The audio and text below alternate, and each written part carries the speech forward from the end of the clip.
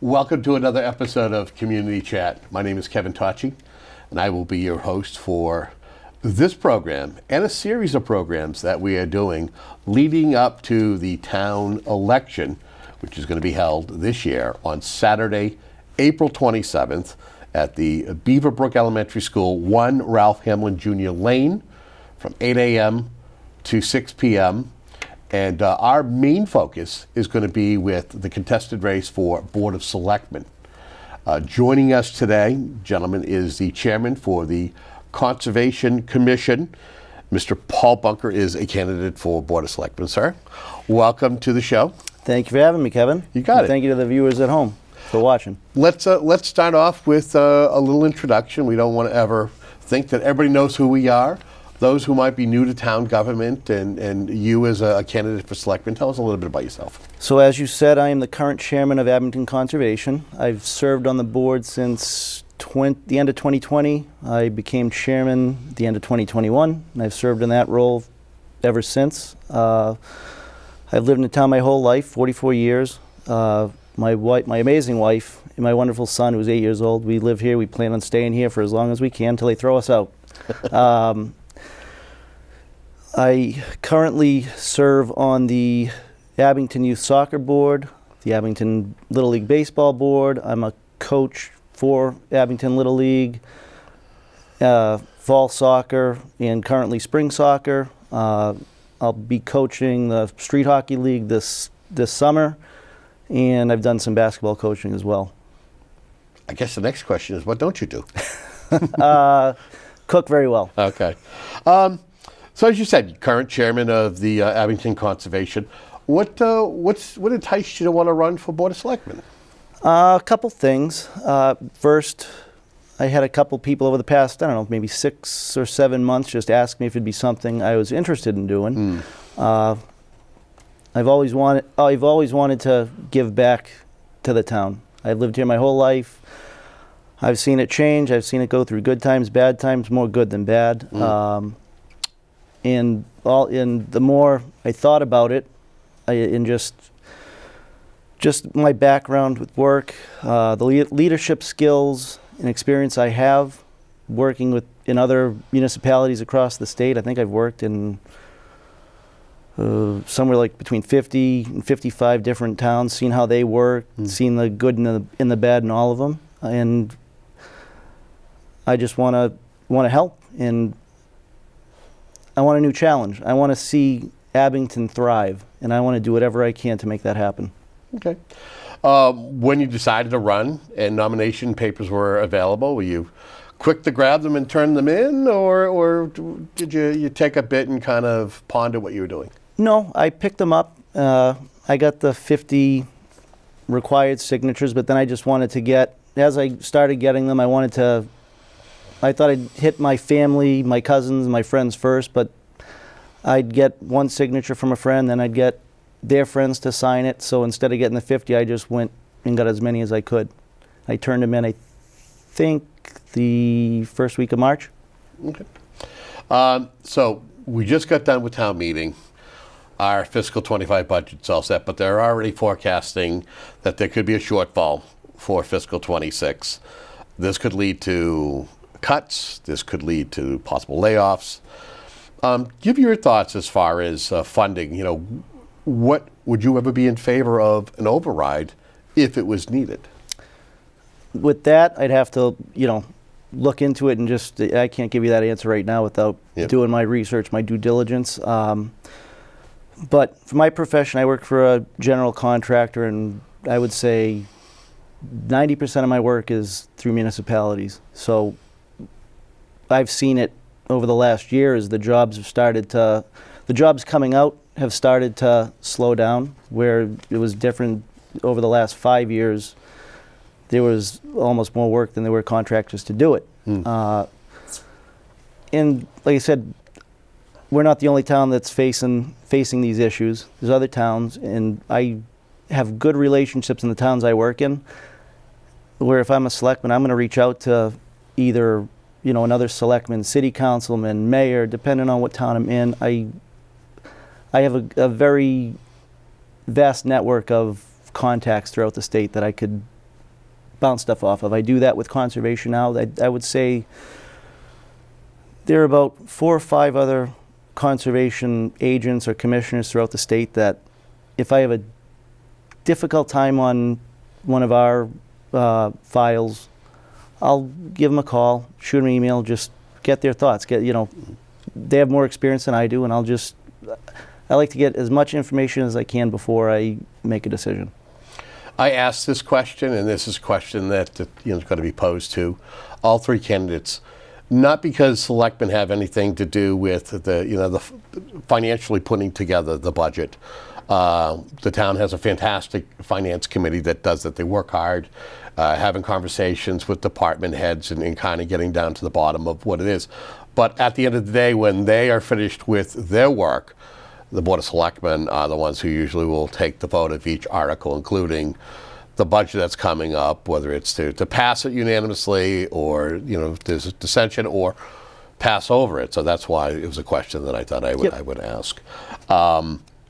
Trash and waste have been drivers for the budget that was just passed. The thought is this could be something that's going to be a growing problem financially in the future. Should the town seek user fees or stay with the current system of the town paying for it? Well, again, in my profession, you always want to shop around. You want to see what the best deal is. We buy from different vendors, and again, you got to look at all the different options you have. I know a lot of communities do the bag fee. So I'd have to reach out to those communities and see how they came to that decision. Okay. Let's talk a little bit about the former Naval Air Station. Weymouth, Rockland, and Abington have approved another new master developer. The hope is that this will help better develop that parcel land, Abington having 75 acres of its own. I know that there's already been a vote, but just to kind of get your opinion, I mean, what would you like to see that parcel best developed as? Should we go for commercial, where we're going to see money on the tax rolls? Do we want to have a residential, or maybe a mixed use? What's your thoughts? I think the mixed use is the way to go. Obviously, I'd like to see more commercial go in there. I was fortunate enough last year, before the special town meeting, with conservation, I was invited out there. I went out there with 2 other commissioners. We got to do a whole tour of the site, see one of their plans that they were discussing. Obviously, that's not the final plan, but you're seeing it as a starting to come yeah, together. I know the issue with that before they even build is getting the water over there. And again, that's something that, as a selectman, if I could help them get the water, because I believe there's 2 sources. It'd be the MWRA through, I believe, a connection in Canton, or through Aquarian. And I know desalination plant. Yep. Dayton. Yep. Which that has its own pros and cons. But again, I have good working relationships with both the MWRA and Aquarian. So if it's something that I could help to push something along, I would be more than willing to do it. Again, knowing that our conversation started out talking about some of the finances of the town, one of the other things I plan on asking all of the candidates is about Route 18. It's a main throughway in Abington. What are your thoughts as far as zoning changes to maybe allow for multi-story buildings, like Weymouth just did not too long ago? Well, I guess same thing with that. I'd like to see the ones in Weymouth. I'd like to see how they're filling up. I'd like to try and get commercial in over there as well. And it's not really a throughway; it's more like a super speedway. Sure. Now it is. Yeah, now they've widened it. Yep. But yeah, you have the pool place, the Christmas place, which are now vacant. It'd be nice to get something new in there. You have the land across from Sorrel. Let me ask you a quick follow-up question, and that is, I mean, do you feel that the town, whether it's the selectmen or the town itself, officials, seek national chains to be in Abington? Yeah, I don't. The only issue with that may be is the traffic. If you're coming out of, if you put a Chick-fil-A in over there, and you're on the eastbound or southbound lane, cutting across traffic to go west or north.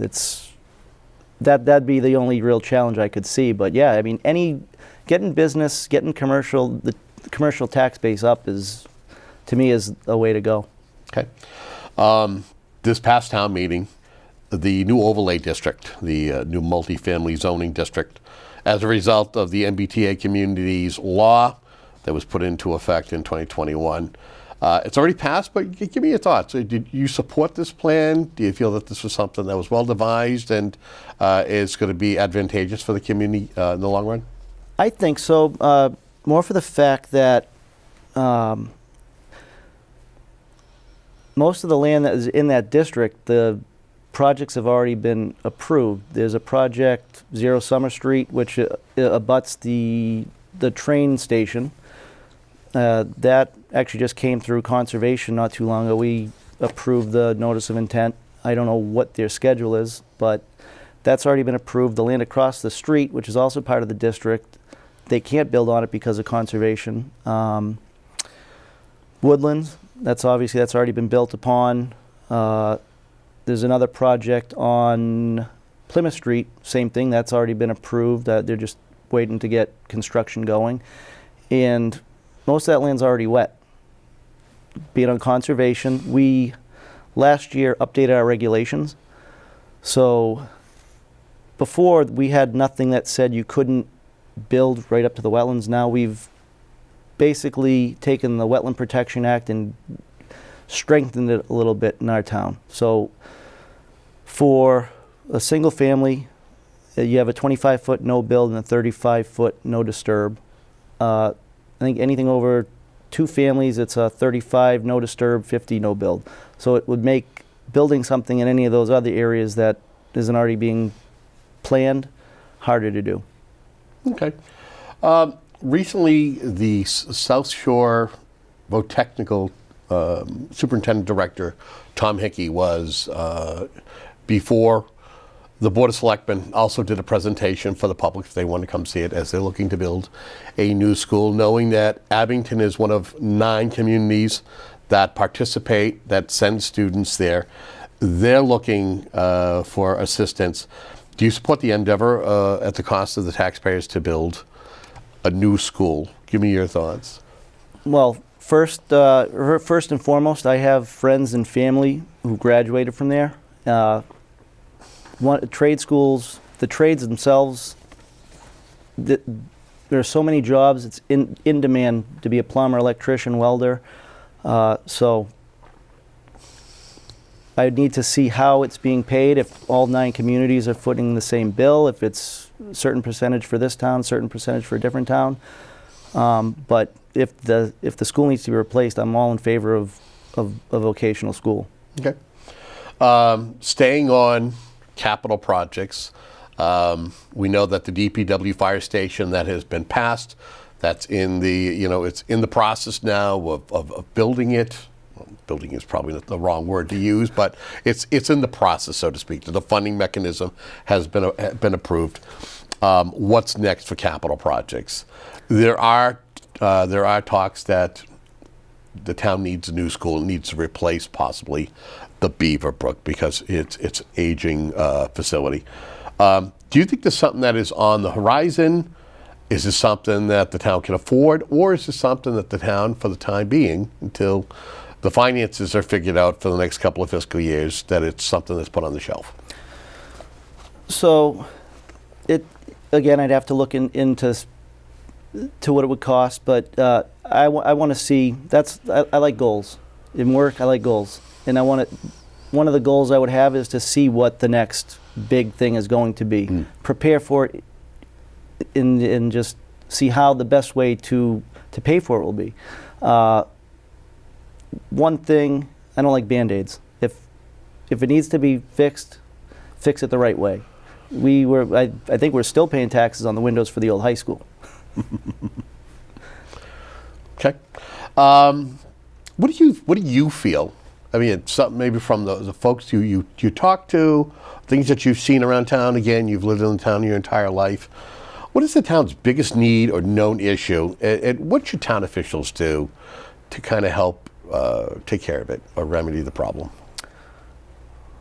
I mean, I think the town's in a good place right now. Mm-hmm. I know one of the bigger issues is the PFAS and the PFOS in the water, but I believe they're already working on a project to remedy the situation. I think they're doing a GAC granular GAC filtration system to filter out the PFAS.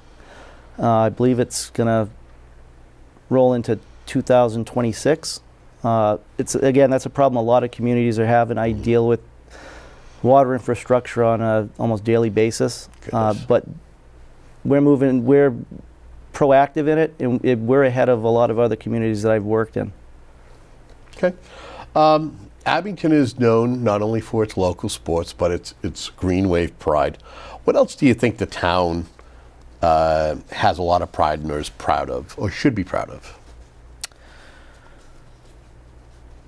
The way we treat each other. I mean, the senior center for the seniors there's always something going on there. You know, now they have the pickleball courts. Mm-hmm. The youth sports that we have in town. Just the whole everything Abington Celebrates does. The 3 times a year they put out their different events. They're always well attended. It just gives the town that small town feel that I grew up having. Okay. I call this the blank check question.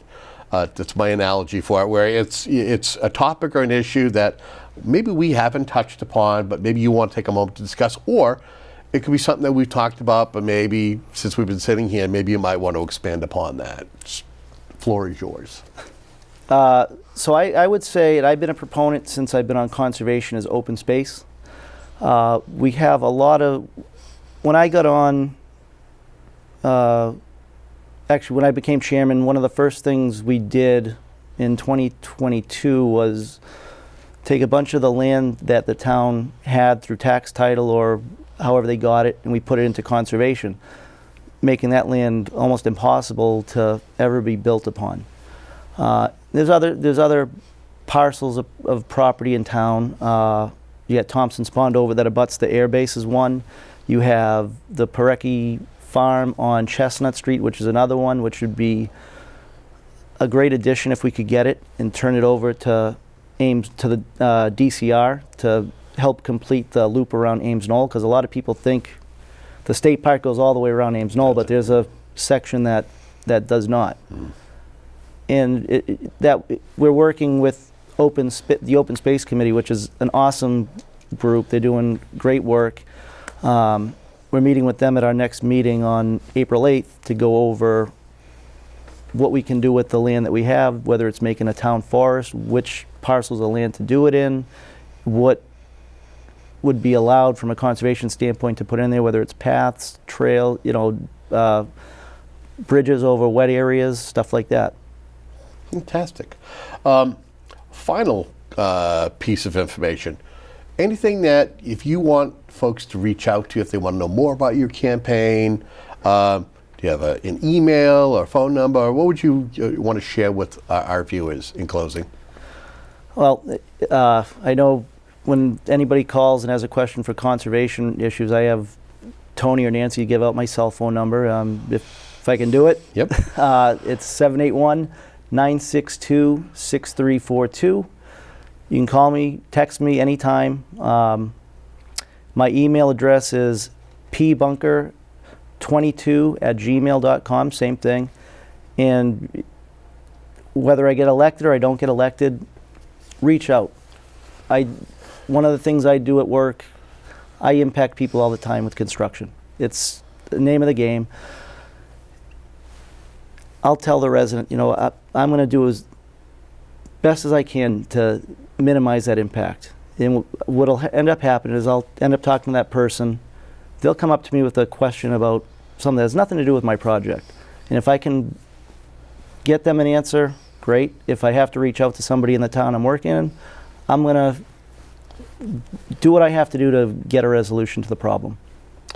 Well, I want to thank you for taking time to come on in and talk about your campaign and allow folks to know a little bit more about you as a person, as a candidate. So thank you again. Thank you for having me. You got it. I want to thank you for tuning in to these series of programs that we have put together to help better inform you about the folks who are running in this year's town election. Again, if you don't know, town election is Saturday, April 27th from 8 a.m.